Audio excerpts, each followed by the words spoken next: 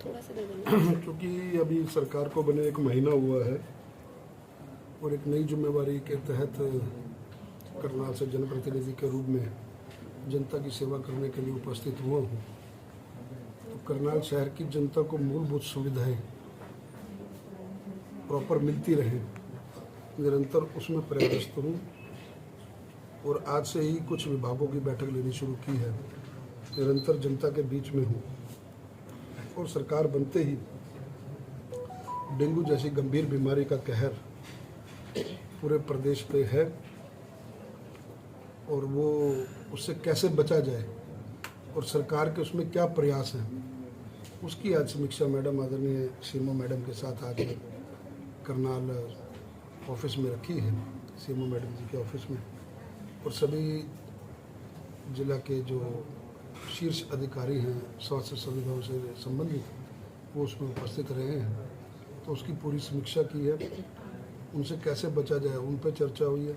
सरकार ने अब तक क्या प्रयास किए हैं और वो प्रयास कितने सार्थक रहे हैं उसके ऊपर चर्चा की है। और मुझे खुशी है कि भाई सरकार द्वारा जो सुविधाएं जनता को दी जानी है उसमें करनाल नंबर 1 है, चाहे वो फॉगिंग के लिए हो, चाहे वो मेडिकल सुविधाओं को लेकर के हो, चाहे कोई इक्का दुक्का इस प्रकार के केस आते हैं कि प्राइवेट हॉस्पिटल्स कुछ डेंगू के नाम पर ज़्यादा चार्ज कर रहे हैं।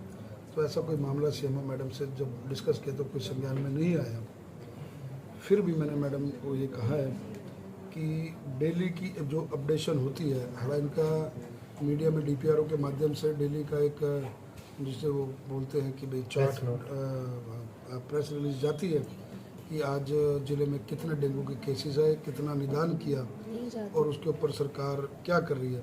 मुझे जो बताया गया वो ये है कि भाई प्रिंट मीडिया को वो अपना भेज रहे हैं डीपीआरओ के माध्यम से। तो मैंने सीएमओ मैडम से ये निवेदन किया है कि आप इलेक्ट्रॉनिक मीडिया को भी बुला करके वीकली बेसिस पे करनाल में डेंगू के प्रति या और भी कोई गंभीर बीमारी उनके बचाव का क्या तरीका होना चाहिए, क्योंकि ये प्रोफेशनल हैं जिनकी अपील का असर जनता में ज़्यादा जाता है।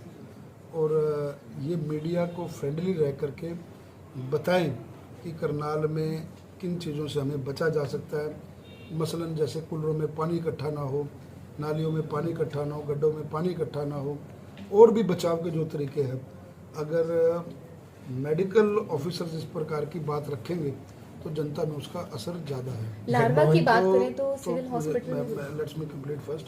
तो चाहे वो लावे की बात हो चाहे कोई बात हो, तो उन्होंने भी सुझाव को माना है कि भाई जनता आज अवेयरनेस मांगती है।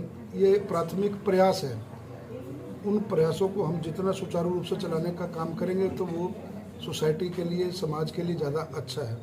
तो ये सारी चीज़ें आज मैडम से और पूरी मेडिकल स्टाफ से डिस्कस हुए हैं और मुझे उम्मीद है कि निरंतर अब मेरे को, क्योंकि स्थानीय होने के नाते करनाल की जनता को ये लाभ है कि इनकी भी सेवाएं हम लोग लेते रहेंगे और जनता के प्रति जो हमारी जवाबदेही तय हुई है उस पर हम खरा उतरने का प्रयास पिछले करेंगे। लंबे समय से सीएमओ की 2 महीने से पोस्ट खाली है और पीएमओ की बात करें तो 7 महीने से खाली है, तो लोगों को काफ़ी परेशानी है। निश्चय ही आपकी बात बिल्कुल दुरुस्त है। कल माननीय मुख्यमंत्री जी आ रहे हैं, उपायुक्त महोदय से मेरी बात कल ही हो गई है कि जो डिस्ट्रिक्ट हेडक्वार्टर्स के जो पद है वो जो खाली है वो एक बार हम लोग सूची बना रहे हैं और कल माननीय मुख्यमंत्री जी के संज्ञान में करनाल विजिट के दौरान, क्योंकि आचार संहिता हटे और इन सारी चीज़ों को हटे हुए, क्योंकि सारा प्रोसेस होता है, उस सारे प्रोसेस के अंदर अब वो नियुक्तियाँ करना स्टार्ट है।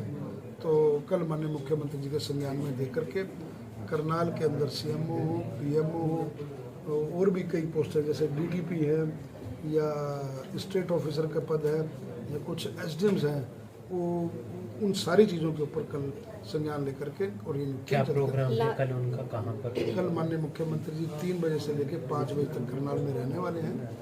1 घंटा कुछ डेलीगेशंस को उन्होंने मिलना है, जो हम लोगों ने सूची तैयार कर रखी है करनाल के विकास को लेकर के, और उसके बाद 1 घंटा वो छठ पर्व पर अपना